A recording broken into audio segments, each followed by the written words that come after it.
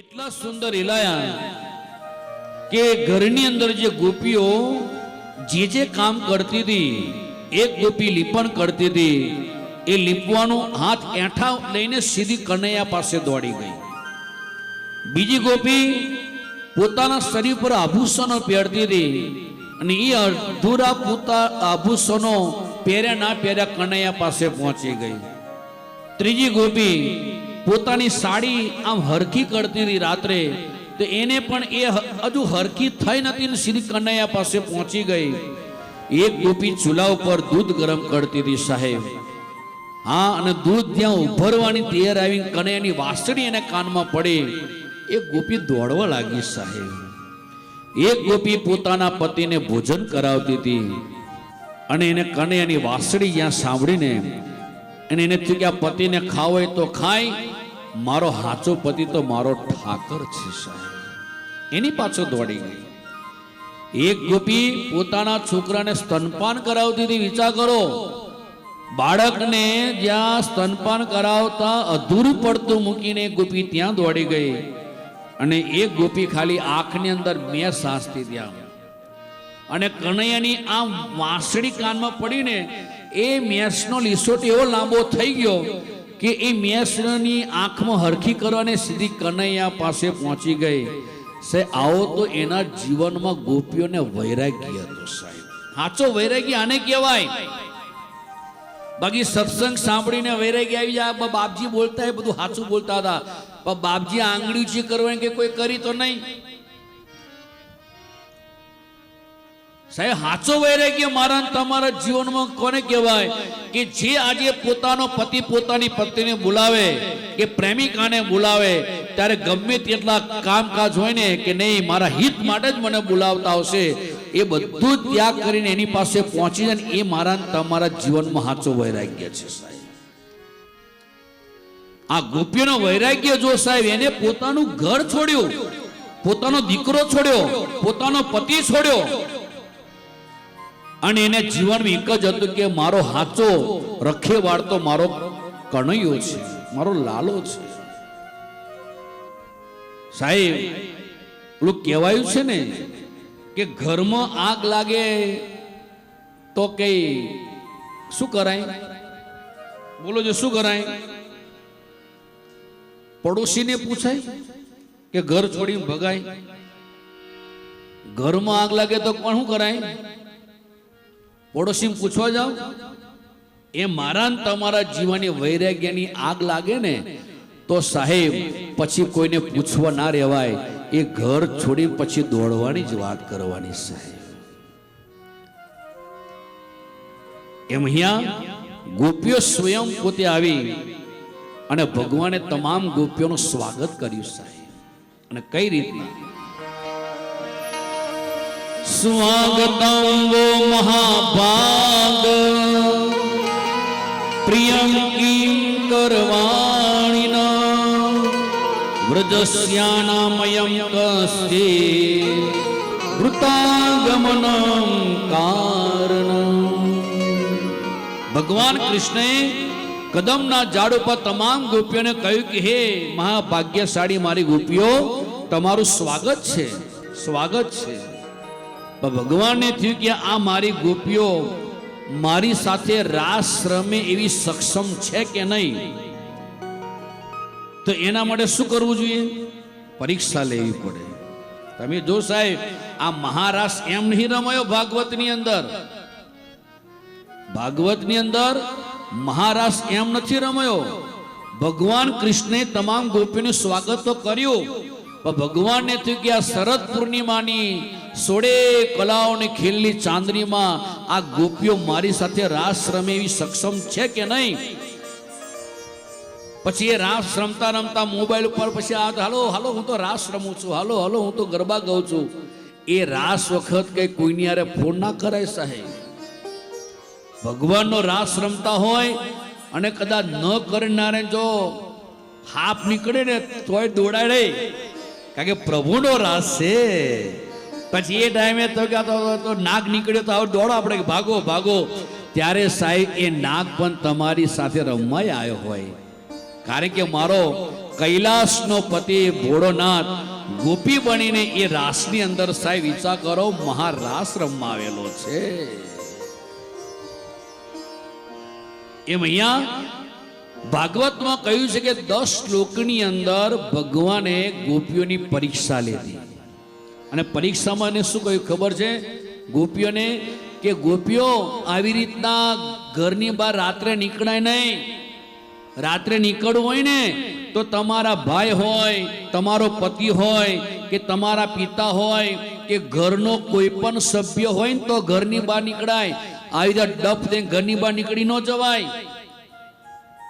આવું જ્યાં વાત કરી તો સાહેબ બધી ગોપીઓ ઠરીને ઠીકરા જેવી થઈ ગઈ. લ્યો આવી તે ઉત્સાહમાં. પણ ભગવાને જયારે આવી વાત કરી એટલે ઓલી ગોપીઓની થઈ કે આ કનૈયાનું કાંઈ નક્કી નહીં, ક્યારે છોડી દે શું ખબર પડે. અને અત્યારે સાહેબ હાલમાં તમે જોવા જાઓ રાતના 9 વાગે તો ઘરની દીકરીઓ ક્યાં નીકળી જાય પાણીપુરી ખાવા, અને આવે 10, સાડા 10, 11 વાગે આવે કે ના આવે. બાકી સાહેબ ભાગવતજી એમ કહે છે કે કોઈ પણ સ્ત્રી સંધ્યા ટાઈમ પછી એને ઘરની બહાર નીકળાય નહીં. એને નીકળવું હોય તો એની પડખે એનો ભાઈલો હોવો જોઈએ, એનો પતિ હોવો જોઈએ, એનો પિતા હોવો જોઈએ, અથવા એનો ઘરનો કોઈ સભ્ય હોવો જોઈએ.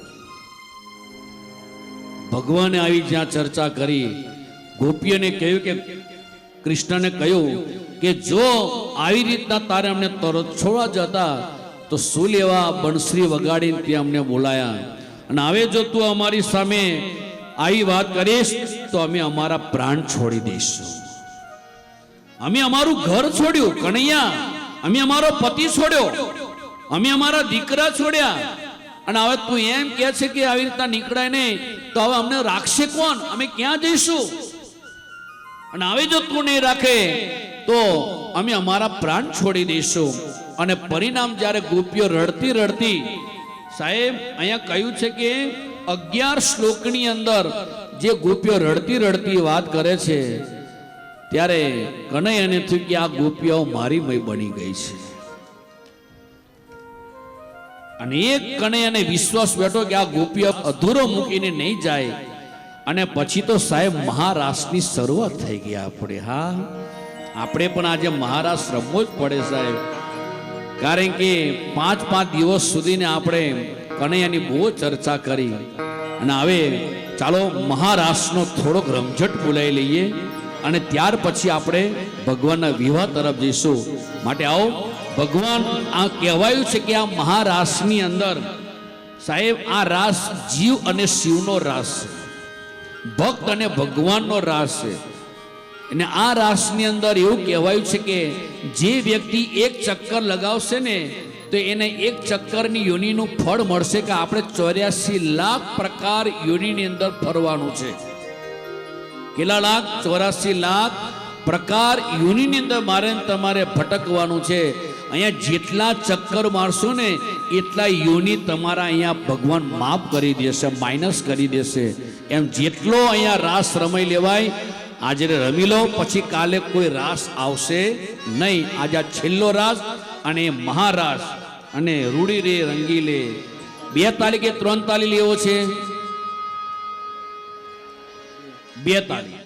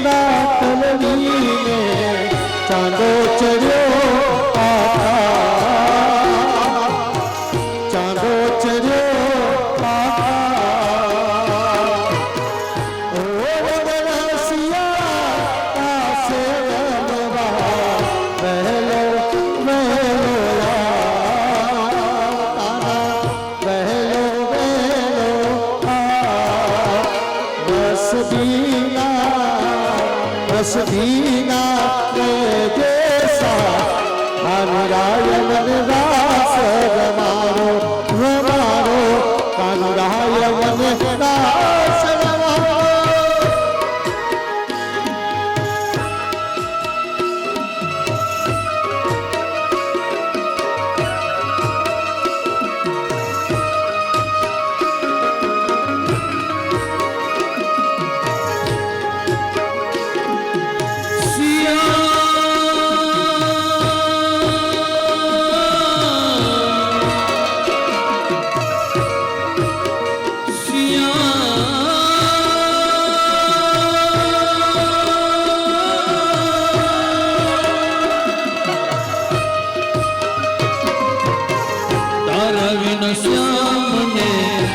લડનારે રાસે રમવાને વેલો આવજે.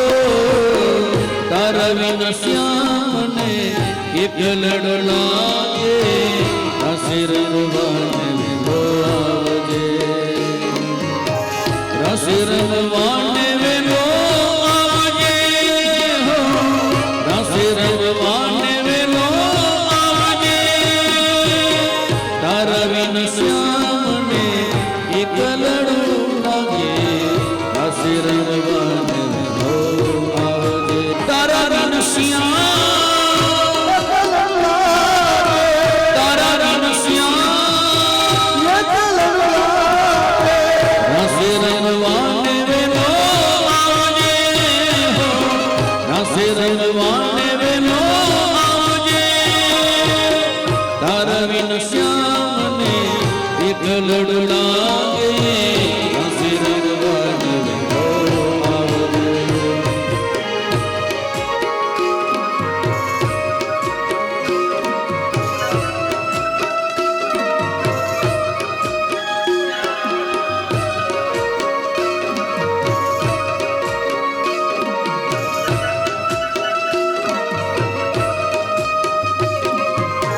અંગ અંગ રંગ છે અલંગનો. ઓહો રંગ કે મજાય તારા સંગનો. અંગ અંગ રંગ છે અલંગનો. ઓહો રંગ કે મજાય તારા સંગનો. પાયલ જનકાર સુની રુધિયના સુની. પાયલ જનકાર સુની રુધિયના સુની. રાસે રમવાને વહેલો આવ આવ આવ. તારા વિન શ્યામ તારા વિન શ્યામ રાસે રમવાને વહેલો આવજે.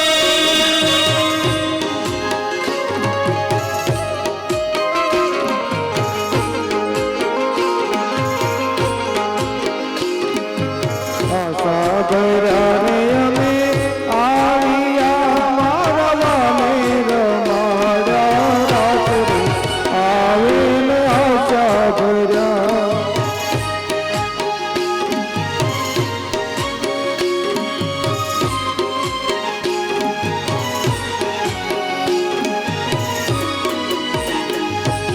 આશા ભર્યા રે અમે આવ્યા મારવાને રમાડ્યા રાત્રે આવીને આશા ભર્યા.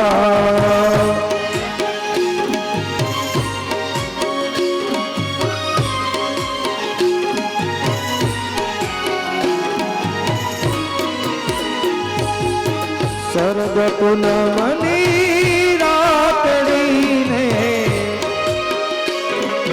શરદ પૂનમની રાતડીને કાંઈ ચંદ્ર ચડ્યો આકાશ રે આવેલ આશા ભર્યા.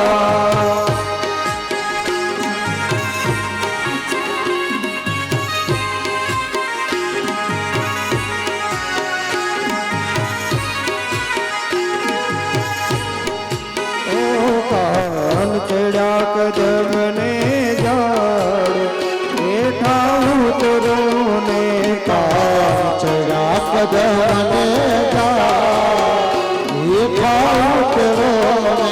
માતા જશોદા જુએ તારી વાત. માતા જશોદા જુએ તારી વાત. બેઠા ઉતરો ને માતા યશોદા જુએ તારી વાત. બેઠા ઉતરો કદમને જાડ બેઠા ઉતરો ચડ્યા કદમને જાડ બેઠા ઉતરો ઉતારા ઓરડા તમને કાના. ઉતારા ઓરડા તમને કાના. ઉતારા ઓરડા તમને કાના. ઉતારા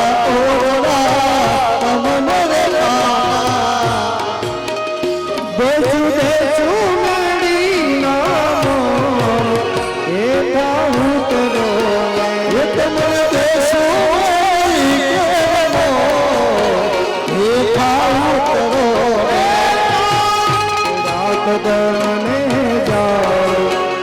हेठा उतरो ने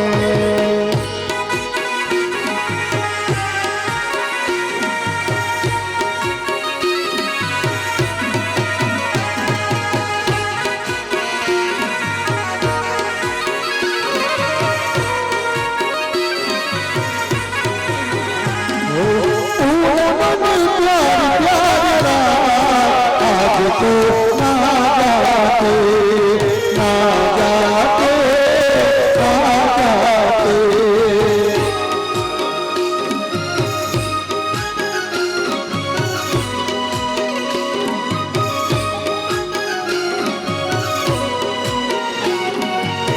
ना जाते ना जाते प्यार प्यार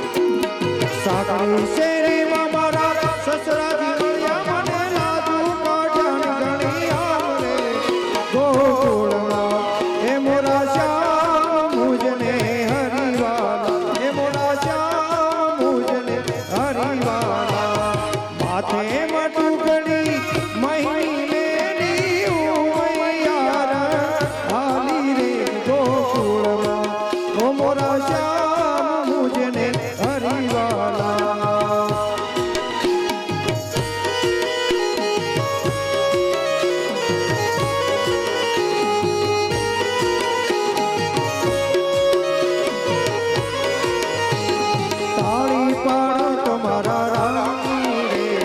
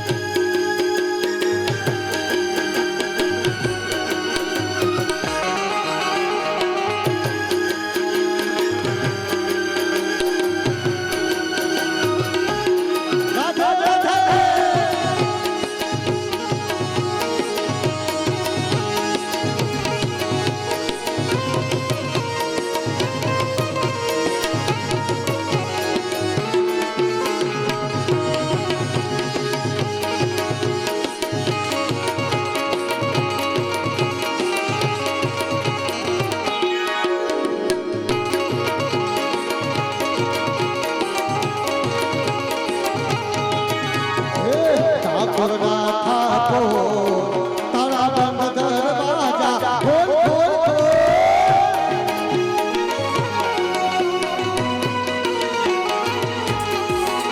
તોરા ઠિકાના તોરા ઠિકાના તું તો ઠિકાના ચીત તો તારા બંધ દરવાજા ખોલ ખોલ ખોલ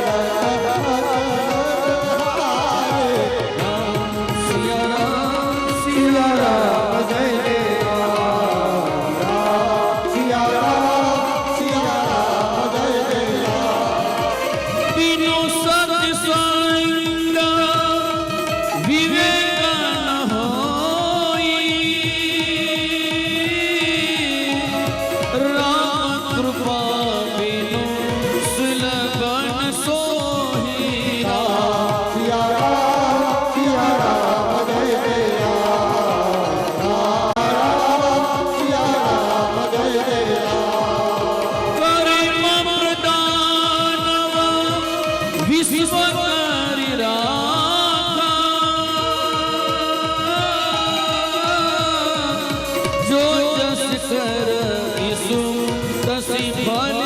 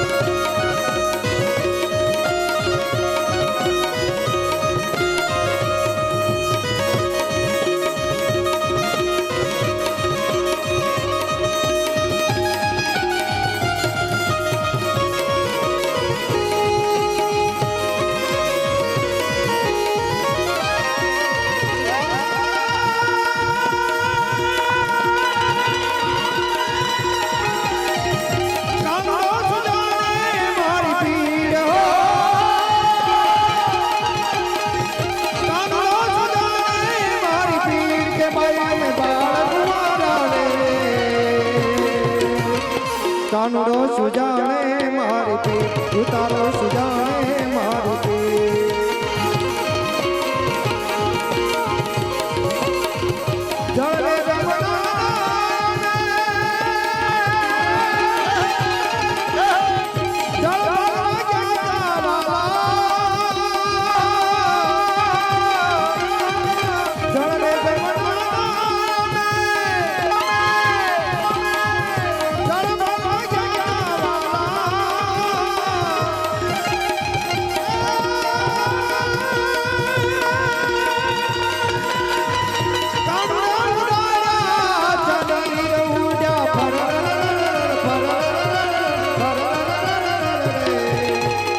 કાનુડો સુજાણે મારી પીઠ કાનુડો સુજાણે મારી પીઠ કાનુડો સુજાણે મારી પીઠ કાનુડો સુજાણે મારી પીઠ બોલો લાલજી મહારાજ કી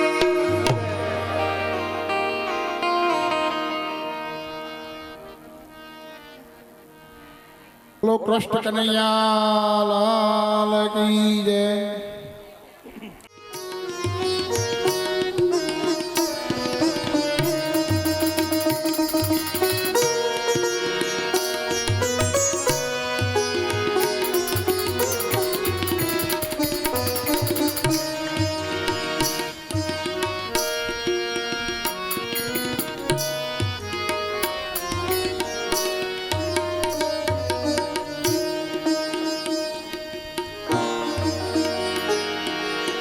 બોલો લાલજી મહારાજ કી જય શેષ નારાયણ ભગવાન કી જય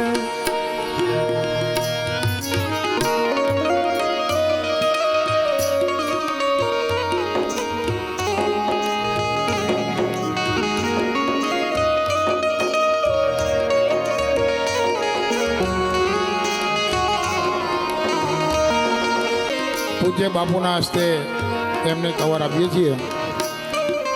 એવા જ સંગીતજ્ઞો છે. પ્રેમદાસજી મહારાજ ગાયક કલાકાર, હરેશભાઈ તબલા વાદક, હિતેશભાઈ ઓક્ટોપેડવાળા જોવાળા માસ્ટર. આપણે સાઉન્ડનું બહુ સરસ સેટિંગ કરવાવાળા ભાઈ. એટલે ભગવાનને થયું કે આ મહારાસની અંદર અભિમાન ના આવવું જોઈએ, એટલે એ રાસ અધૂરો પડતો મૂકીને ભગવાન ત્યાંથી અદૃશ્ય થઈ ગયા. પણ કોને લઈ ગયા? રાધાને લઈ ગયા સાહેબ. અને બીજી ગોપીઓ ખૂબ ભગવાનને ગોતવા નીકળી પડી. અને એ સમય અનેક જંગલોમાં ફરતા ફરતા રાધાને એ થયું કે ભગવાન મારી વગર રહી શકે એવા નથી. તો ભગવાને રાધાને પડતી મૂકી, લે તુંય પડતી. અને રાધાને ત્યાંથી મૂકીને જંગલમાં અદૃશ્ય થઈ ગયા પ્રભુ. અનેક ગોપીઓ ફરતી ફરતી જોઈ તો રાધાને પણ મૂકીને ચાલ્યા ગયા છે. ત્યાં અહીંયા ભાગવતની અંદર ગોપી ગીત બતાવે છે. જે 19 ગોપીઓ પોતાની વેદના ભગવાનને કહે છે. એ 19 શ્લોક તો આપણે નહીં ગઈ શકીએ, કારણ કે આપણે ભગવાનના વિવાહ તરફ જવાનું છે. 2-3 શ્લોક આપણે ગોપી ગીતના ગઈને અહીંયા શબ્દને વિરામ આપીશું. માટે આવો. જયતિ દેતિકા જન્મના વ્રજ શ્રયત ઇન્દિરા શાશ્વત રહી દૈત્ય દ્રોહિતા દીક્ષુતા સ્ત્વયી ધૃતા સેવા સ્ત્વાં વિચિન્વતે સરદાસ એ સાધુ જાત સરસી જોદર શ્રી મૃષાદૃશા સુરથનાથ દે શુક્લદાસિકા વર વિઘ્ન તો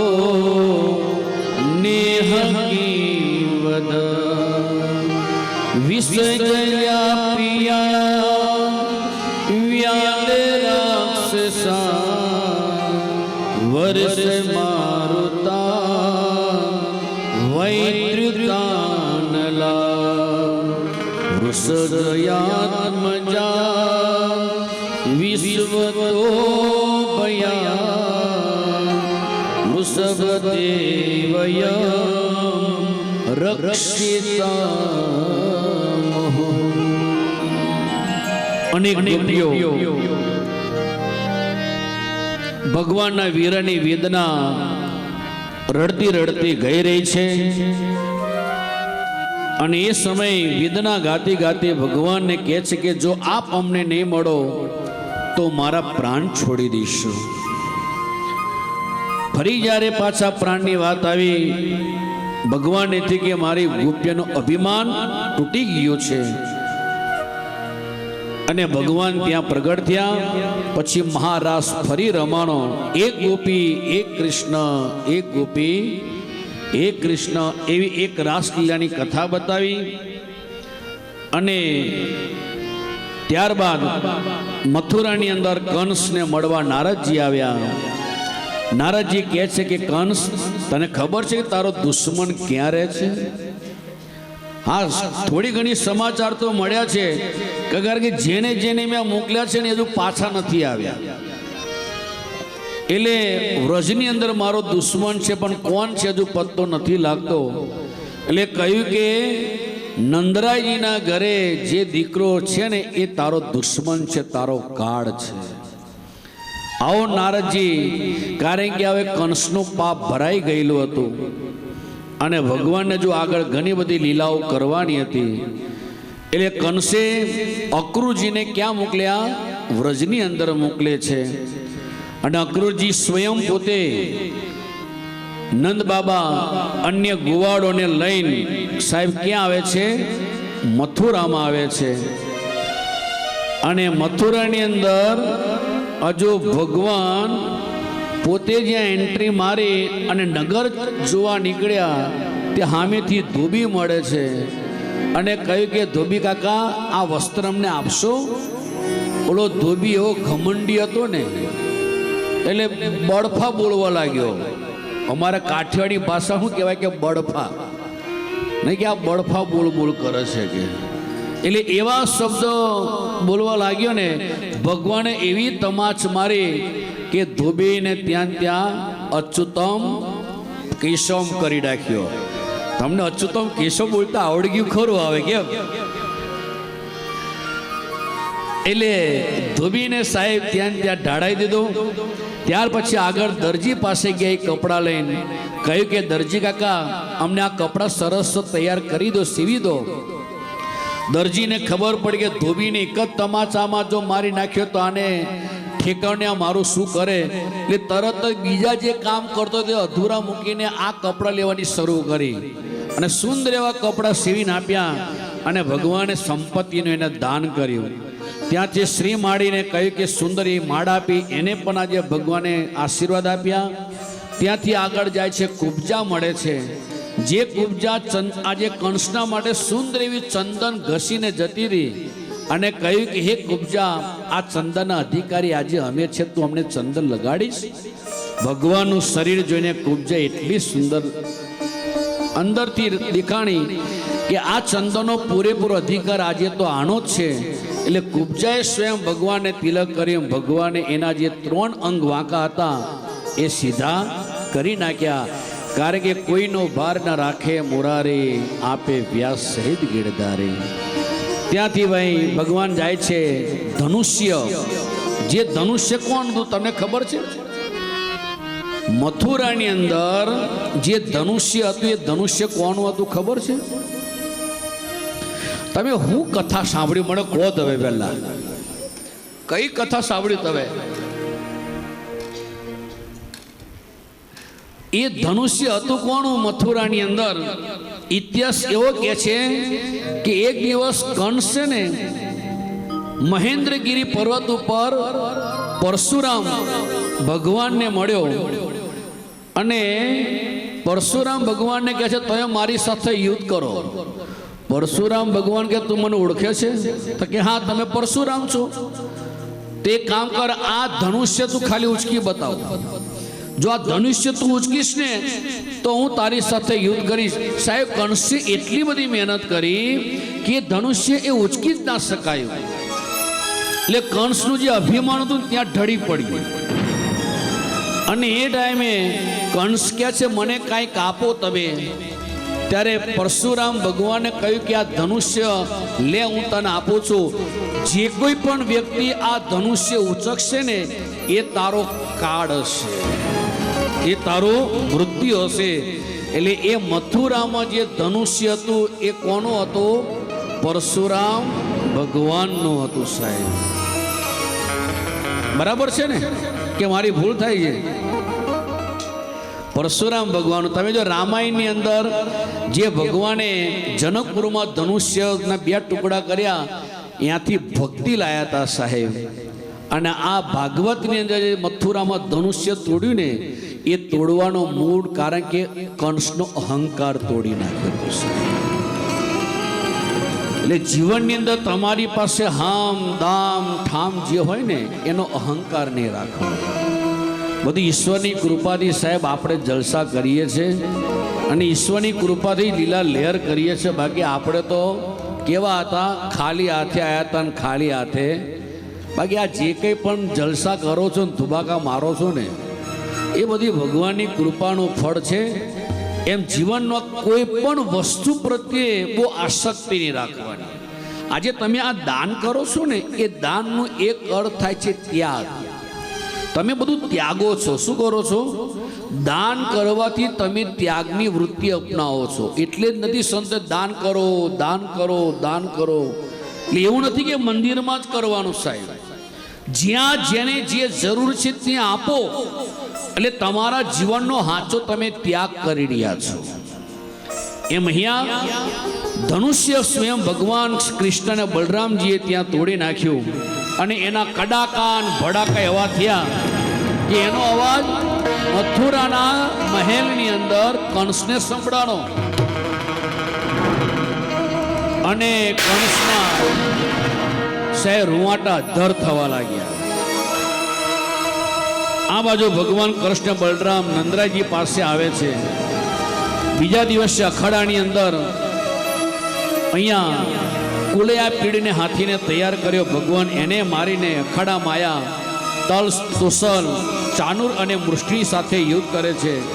ભગવાન એ બંનેને પણ આજે મારી નાખે છે. બલરામજી પણ આજે મારે છે. અને બીજી બાજુ કંસ જે ગાદી ઉપર બેઠો હતો છેલ્લે કંસનો વારો હતો.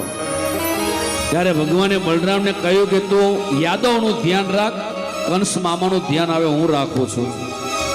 અને કંસને સાહેબ દાદરા ચડાવે છે ને ઉતારે છે, ચડાવે છે ઉતારે છે. જ્યાં મામો કંસ થાકી ગયો એટલે ભગવાને કંસના મામાના વાળ પકડ્યા છે. શું પકડ્યા? વાળ. કારણ કે કંસે દેવકીના વાળ પકડ્યા હતા સાહેબ. કંસે દેવકીના વાળ પકડ્યા હતા. અને એટલે ભગવાને થઈ કે મારી માના જો વાળ પકડ્યા હોય તો આજે મારે પણ મારા મામાના વાળ પકડવા પડે. એ વાળ પકડીને પછાડ્યો નીચે અને પરિણામ ભગવાન પોતે છાતી ઉપર બેસીને જ્યાં એક મુષ્ટિનો પ્રહાર કર્યો અને પ્રહાર કરતાની સાથે મામા કંસના પ્રાણ નીકળી ગયા. બોલો શ્રી વૃંદાવન વિહારી લાલ કી, દાઉદજી મહારાજ કી, ભાગવત ભગવાન કી. અને કંસ મામા જ્યારે દેવ થઈ ગયા ત્યારે ભગવાન કારાગૃહમાં જઈને ઉગ્રસેનને પેલા છોડાવે છે. ત્યાર પછી એમના માતા પિતા યાની કે દેવકી અને વસુદેવને છોડાવે છે. અને પરિણામ થોડાક સમય પછી યજ્ઞોપવિત સંસ્કાર બલરામજીનો કૃષ્ણનો કરવામાં આવ્યો. યજ્ઞોપવિત કર્યા પછી 10,000 ગાયનું દાન આજે વસુદેવજીએ બ્રાહ્મણોને આપ્યું. થોડાક સમય પછી ઉજ્જૈન નગરીની અંદર ભગવાન પોતે ભણવા જાય છે અને 64 દિવસમાં ભગવાન 64 વિદ્યાઓ પ્રાપ્ત કરે છે. અને એ વિદ્યાઓ પ્રાપ્ત કરેલા ગુરુને દક્ષિણા તો આપવી પડે કે ના આપવી પડે? કોઈ કથાકાર કથા કરે તો એને છેલ્લે ફૂલની પાખડી આપવી પડે. બ્રાહ્મણ તમારી ઘરે કર્મ કરવા આવે તો બ્રાહ્મણને પણ કંઈક આપવું પડે. આપવું પડે કે ના આપવું પડે? એમ અહીંયા ગુરુના આશ્રમમાં ભગવાન ભણ્યા એટલે સાંદીપની ઋષિ આશ્રમને કંઈક આપવું હતું. તો ગુરુ ક્યારે માગે નહીં, માગે ગુરુ ન કહેવાય. એટલે સ્વયં ગુરુની પત્નીએ કહ્યું કે કૃષ્ણ અમારો દીકરો સમુદ્રની અંદર ડૂબીને મરી ગયો છે, એને લાવી તું આવ. ગુરુ દક્ષિણાની અંદર દીકરો લાવીને આવ.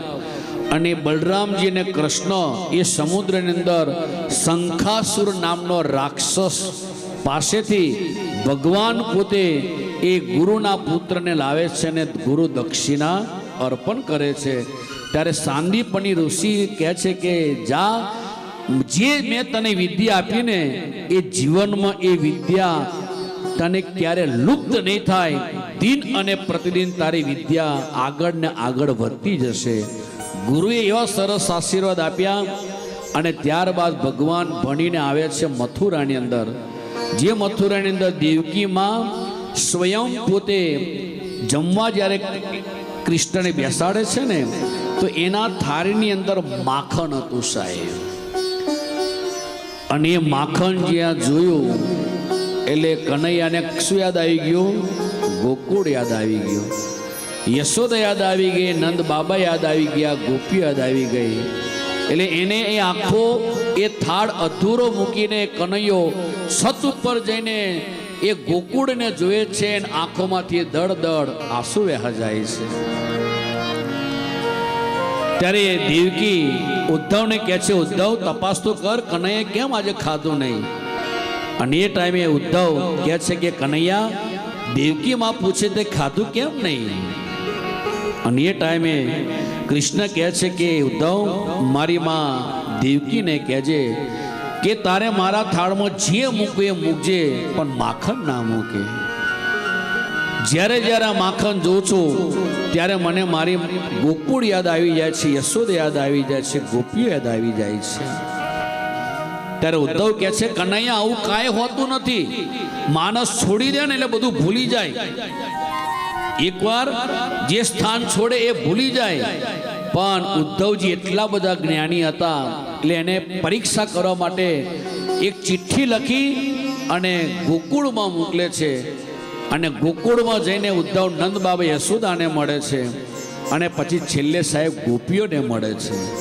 અને ગોપીઓને કહે છે, ગોપીઓ લો, કનૈયાએ તમારા માટે ચિઠ્ઠી મોકલી છે. ત્યારે ગોપીઓ કહે છે કે હે ઉદ્ધવ, ભલે એ કનૈયો મથુરાનો રાજા થયો હોય, પણ એક વાર આવીને એની માને તો મળી જાય. શું દશા છે એ યશોદાની, તું અહીં તપાસ તો કર કે તારા વિયોગની અંદર એ જગદંબા કેટલું રડી રહી છે. અરે નંદ બાબા જ્યારથી મથુરાથી અહીંયા વ્રજમાં આવ્યા છે ને, ત્યારથી એ નંદ બાબા આજે આખો દિવસ કૃષ્ણ કૃષ્ણ કૃષ્ણ કર્યા રાખે છે. એક વાર આવીને ખબર અંતર લઈ આવે. અને ત્યારે બીજી ગોપી સાહેબ રડતી રડતી કહે છે કે એક વાર ગોકુળ આવો અને માતાજીને મોડે થાવ બાપ. એક વાર ગોકુળી આવો, માતાજીને મોઢે થાવો. એક વાર ગોકુળી આવો, માતાજીને મોઢે થાવો. ગાયોને સંભાળી જાવો રે, એવો દાદી મારા વાલાને એવટીને કહેજો, માને તો મનાવી લેજો રે. એવો દાદી મારા વાલાને એવટીને કહેજો. એક ગોપી રડતા રડતા કહે છે કે ઉદ્ધવ, જ્યારથી આ કનૈયો વ્રત છોડીને મથુરા ગયો છે ત્યારથી ગાયો પણ મોઢામાં ઘાસ ચાવતી નથી. અરે એના વાછરડાઓને કહીએ છીએ કે બેટા તારી માનું દૂધ પી લે બાપ, દૂધ પી લે. પણ એ વાછરડાઓ પણ દૂધ નથી પીતા.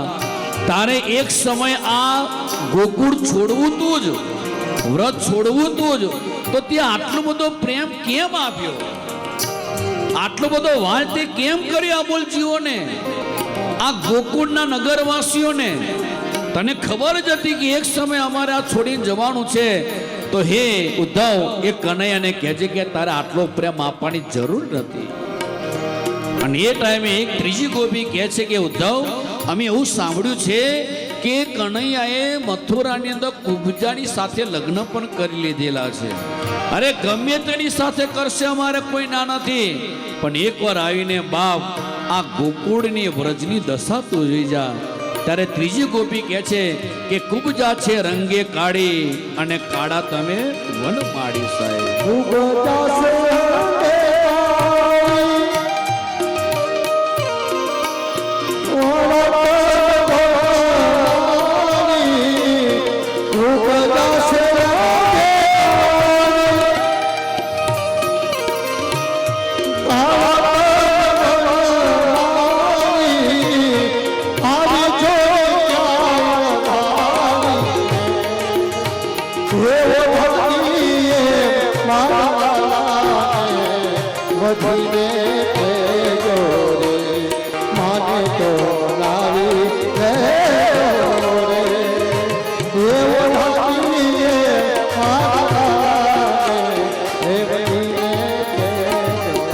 ત્રીજી ગોપી રડતા રડતા કહે છે કે અમે સાંભળ્યું કુબજા કાળી છે. અરે કાળી હોય કે ધોળી હોય અમારે કોઈ લેવા દેવા નથી, પણ અમે એને પટરાણી તરીકે સ્વીકારી લઈશું. ઉદ્ધવ, કદાચ કનેને એવું થતું હશે કે મેં કુબજાની સાથે અંતઃકરણનો વિવાહ કર્યો છે, કદાચ મારી ગોપીઓ રહી જશે. હું અમે નહીં રહીએ. બસ અમારે તો અમારા કનૈયાની જરૂર છે, અમારા લાલાની જરૂર છે. આવી જ્યાં ગોપીઓ રડતી રડતી કહે છે, ત્યારે ચોથી ગોપી કહે છે કે અત્યારે ઉદ્ધવ આજે કનૈયાને બહુ હેરાન કર્યો હતો. જ્યારે જ્યારે અમારે કઈ ઘરની અંદર તકલીફ પડે તો અમે યશોદાની પાસે જ એની ફરિયાદ કરતા હતા. એટલે કદાચ એ કનૈયો અમારાથી રહીને કદાચ ચાલી ગયો છે, પણ હવે ક્યારે અમે એને હેરાન નહીં કરીએ બાપા, બિલકુલ નહીં કરીએ. એ જે કહેશે ને એવું અમે કરીશું. પણ એક વાર આવીને બાપ આ વ્રજની ખબર લઈ જાય. ત્યારે ચોથી ગોપી રડતી રડતી કહે છે કે વાલાની મરજીમાં રહેશું અને જે કહેશે તે લાવી દઈશું બાપ. વાલાની મરજીમાં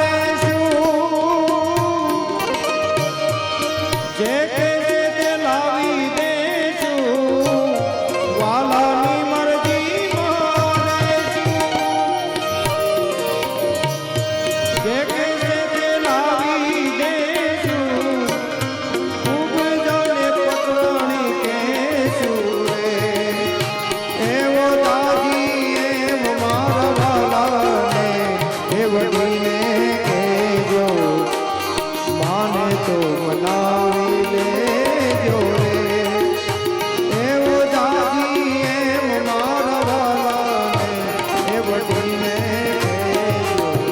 ચોથી ગોપી રડતી રડતી કહે છે કે ઉદ્ધવ, અમે પ્રાર્થના કરીએ છીએ કે હવે ક્યારે પણ અમે એને હેરાન નહીં કરીએ, કારણ કે અમારી પાસે લાલો હતો તમે ઓળખી ના શક્યા. હવે એ લાલો અમારી પાસે નથી ત્યારે અમને એમ થાય કે જો અમે ફરિયાદ ના કરી હોત ને તો કનૈયા અમને છોડી ના ચાલી ગયો હોત. અને એ ટાઈમે સાહેબ પાંચમી ગોપી રડતી રડતી કહે છે કે ઉદ્ધવ, એવું પણ મેં સાંભળ્યું છે કે જે ભક્તો કૃષ્ણને બોલાવે છે બધા ભક્તોનું એ ધ્યાન રાખે છે. જો આટલા બધા ભક્તોનું ધ્યાન રાખતો હોય કનૈયો તો આ વ્રજના ભક્તોને દેખાતા નથી.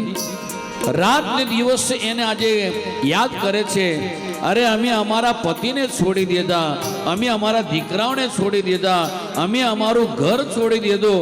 જ્યારે જ્યારે કનૈયો બોલાવે ત્યારે અમે એની પાસે ચાલ્યા જતા હતા અને આજે અમને હાવ છોડીને ચાલી ગયો. આ ભક્તો દેખાતા નથી. ત્યારે પાંચમી ગોપી રડતી રડતી કહે છે કે તમે છો ભક્તોના તારણ, એવી અમને હૈયે ધારણ સાહેબ. તમે છો ભક્તોના એવી અમને હૈયે તમે છો ભક્તોના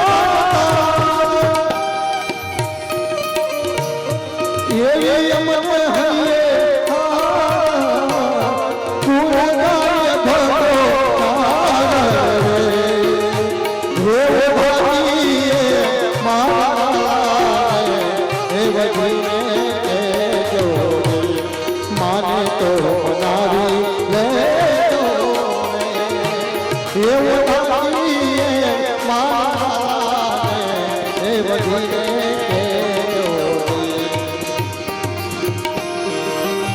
સાહેબ એ ગોપીઓની વેદના, ગોપીઓનું દુઃખ જ્યારે ઉદ્ધવજી મહારાજે જોયું, વ્રજની જે વેદના જોઈ એટલે ઉદ્ધવજી મહારાજ મથુરામાં આવીને કૃષ્ણને કહે છે કે કૃષ્ણ, એકવાર જઈને બાપ તો વ્રજની ખબર અંતર લેતા હો. જે વ્રજનો મેં નકશો જોયો છે ત્યારે મને એમ થાય છે કે પ્રેમ તત્વ શું છે. ત્યારે કૃષ્ણ કહે છે કે ઉદ્ધવ, જો મારો પગ વ્રજમાં પડી ગયો ને અને એ નંદ બાબા યશોદા મારી ગોપીઓ કે ગોપ બાળકો મને જોઈ લેશે ને ત્યાં બધા જ એ પ્રાણ છોડી દેશે. પણ મેં એક વચન આપેલું છે એમને કે એકવાર હું વ્રજની અંદર આવીશ ને એ વચન માટે એ લોકો ત્યાં જીવી રહ્યા છે. ઉદ્ધવ, હવે તું વિચાર કર, મેં 11 વર્ષ 56 દિવસ સુધીને જે અમારી વ્રજની ગોપીઓનું જે મેં માખણ ખાધું હોય અને મારી મા દેવકી જ્યારે મારા થાળની અંદર માખણ મૂકે તો મને એ વ્રજ કેટલું યાદ આવતું હશે. એટલે ઉદ્ધવ, મારી મા દેવકીને કહેજે કે મારા થાળની અંદર માખણ ના મૂકે. આવી એક જ્યારે સુંદર લીલા બતાવી ત્યાં બીજી બાજુ સુખદેવજી મહારાજ પરીક્ષિત રાજાને કહે છે કે રાજન, 50મો અધ્યાય હવે વિનાશાય ચ દુષ્કૃતામ. હવે ભગવાન મથુરામાં ગયા એટલે હાથમાં શું પકડ્યું? શસ્ત્ર પકડ્યું ભગવાને. જે જરાસંઘ નામનો રાજા 23 વખત સાહેબ કૃષ્ણને મારવા માટે મથુરા ઉપર ચડાઈ કરી. કેટલી વાર? 23 વખત. પણ ભગવાન સાહેબ જરાસંઘને મારતા નથી. બલરામજી પણ કહે છે કે કનૈયાને મારી નાખ એટલે કામ પતી જાય. કનૈયો કહે છે કે જો આને મારીશું તો બીજા રાક્ષસો આવશે નહીં, એટલે આને મારીશું તો એની સાથે બીજા રાક્ષસો આવશે. આપણે આ પૃથ્વીની અંદર દુષ્ટોનો નાશ કરવા માટે વૈકુંઠમાંથી આવ્યા છે. એટલે 23 વાર જરાસંઘને ભગવાન છોડી દે છે. 17 વખત સાહેબા 23 અક્ષોની સેના લઈને આવે છે, છોડી દે છે. પણ જ્યારે 18મી વાર જરાસંઘ આવે છે એટલે એ ટાઈમે ભગવાને સાહેબ અહીંયા વિશ્વકર્મા ભગવાનને કહ્યું કે તમે પશ્ચિમ દિશા તરફ સુંદર એવી નગરી નિર્માણ કરો. અને આની કોર વિશ્વકર્મા ભગવાને સુંદર એવી પશ્ચિમ દિશા તરફ દ્વારિકા નગરી નિર્માણ કર્યું. અને યોગ માયા દ્વારા એ બધાને સાહેબ ભગવાને છે ને ત્યાં પહોંચાડી દીધા દ્વારિકાની અંદર. તો આ બાજુ સાહેબ કાલ યવન નામનો રાક્ષસ આવે છે, પણ કાલ યવનનું મૃત્યુ ભગવાનના હાથે નથી લખ્યું. કાલ યવનનું મૃત્યુ મહારાજ મુચકુંદના હાથે લખેલો હતો. એટલે મથુરાની અંદર કાલ યવન આવે છે ત્યારે કાલ યવન ને ભગાડતા ભગવાન એક ગુફાની અંદર લઈ ગયા, જે ગુફાની અંદર મહારાજ મુચકુંદ રાજા સૂતા હતા. ત્યારે પરીક્ષિત રાજાએ સુખદેવજી મહારાજને કહ્યું કે બ્રહ્મણ, એ મહારાજ મુચકુંદ રાજા છે કોણ અને ગુફામાં કેમ સૂતા હતા એ ઇતિહાસ મને કહો. ત્યારે સુખદેવજી મહારાજ કહે છે કે રાજન સાંભળ, માધાતા નગરના રાજા મહારાજ મુચકુંદ રાજા જ્યારે સ્વર્ગની અંદર દેવતાઓ અને દાનો વચ્ચે યુદ્ધ થતું હતું ત્યારે દાનોની પાસે એટલી બધી તાકાત હતી કે દેવતાઓ એમને જીતી શકતા નહોતા. એ ટાઈમે તમામ દેવતાઓ ભેગા થઈને સ્વર્ગમાંથી મૃત્યુની ધરતી ઉપર આવ્યા અને મહારાજ મુચકુંદ રાજાને કહ્યું કે રાજન, તારી પાસે બહુ શક્તિ છે, બહુ બળ છે અને તું દાનોને જીતી શકે એટલી ભગવાને તને તાકાત આપી છે, તો અમારી મદદ કરો. મહારાજ મુચકુંદ રાજાએ હા પાડી. ઘણા સમય સુધીને દાનોની સાથે યુદ્ધ ચાલ્યું અને તમામ દાનવોને પરાસ્તિત કર્યા. ત્યારે સાહેબ તમામ દેવતાઓએ કહ્યું કે હે મહારાજ, તમે અમારું કામ કર્યું છે તો જાઓ, અમે તમને વરદાન આપીએ, તમારે જે વરદાન જોતું એ માગી લો, પણ એક શરત, મુક્તિ વગર માગજો. મુક્તિનું ખાતું અમારી પાસે નથી. સાહેબ તમે જો દેવતાઓ સ્વયં કહે છે કે મુક્તિનું ખાતું અમારી પાસે નથી, અને આ કડીમાં બધા મુક્તિ આપવા માટે ઘરે ઘરે આવી ગયા. આમાં જાવ એટલે મુક્તિ મળે, મોક્ષ મળે, આ મળે, કાંઈ ના મળે. સાહેબ જે ગયા છે કોઈની ચિઠ્ઠી ઉપરથી હજુ આવી નહીં. આવી છે લો આંગળી જે કરો, કોની ચિઠ્ઠી આવી કે ભાઈ અમને મુક્તિ મળી, અમે સ્વર્ગમાં આટા મારીએ છીએ? આંગળી જે કરો છે સાહેબ, એ તો બધું ભૂલવાનું છે. બાકી એમ કઈ મુક્તિ ના મળી જાય. જો મુક્તિ જ મળતી હોત તો ભગવાનને પણ આજે એક કર્મના સિદ્ધાંતો ફળ ભોગવવું પડતું હોય. તો આજે આપણે અહીંયા પણ અહીંયા જો હરખા લે તો બધું મળે, પણ હરખા ન હાલે તો તમને ક્યાંથી મુક્તિ મળવાની છે? મુક્તિ મળે કે ના મળે, મને સેવા તમારી કરવી છે.